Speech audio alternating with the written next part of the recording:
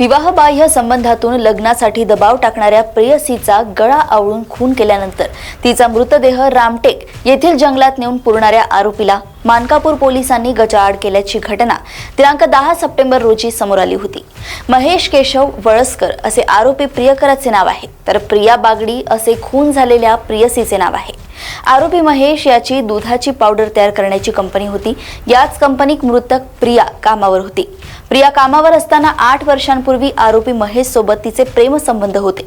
आरोपीने रामटेक येथे लॉज सुरू केले होते। यावेळी मृतक प्रिया ही नेहमी लॉजवर येऊन थांबत असल्याची माहिती आहे। प्रियाचा मोबाईल 8 दिवसांपासून बंद असल्याने प्रियाच्या आईने ती हरवल्याची तक्रार मानकापूर पोलीस ठाण्यात दिली। झोन 2 चे पोलीस उपायुक्त राहुल मदने यांच्या मार्गदर्शनाखाली मानकापूर पोलिसांनी प्रियाचा शोध सुरू करून प्रियाचे लोकेशन तपासले असता तिचे अखेरचे लोकेशन रामटेकमधील हॉटेलमध्ये असल्याचे समजले।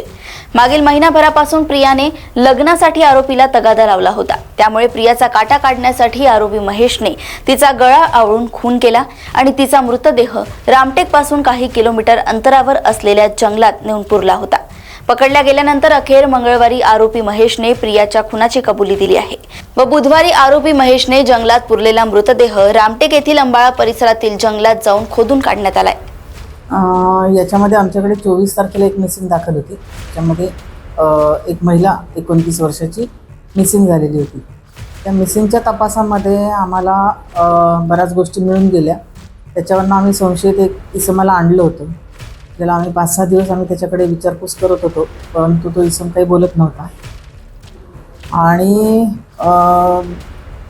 ज्यावेळेस आम्ही त्या इसमाला चौकशीला बोलवलं तर त्यावेळेस त्या इसमानी फिनेल पिऊन आत्महत्या करण्याचा प्रयत्न केला होता। त्यामुळे तो हॉस्पिटलमध्ये होता। या सगळ्या ह्याच्यामध्ये महिना उलटून गेलेला होता, तरी पण ती प्रिया नावाची जी मुलगी आहे ती कुठे मिळत नव्हती आम्हाला। त्या तपासामध्ये आम्ही मग काही इन्व्हेस्टिगेशन केलं। आमच्या टेक्निकल बेसवरती आम्ही काही इन्व्हेस्टिगेशन केलं। त्याच्यामध्ये आम्हाला आत्ता जो आरोपी अटक केलेला आहे तो आरोपी आणि ती मिसिंग मुलगी यांचं लोकेशन एकाच ठिकाणी आलं। त्याच्यानंतर आम्ही त्याला चौकशीला बोलवलेलं होतं। त्या चौकशीमध्ये आता त्यांनी कबूल केलेलं आहे की त्यानेच तिचा घातपात केलेला आहे।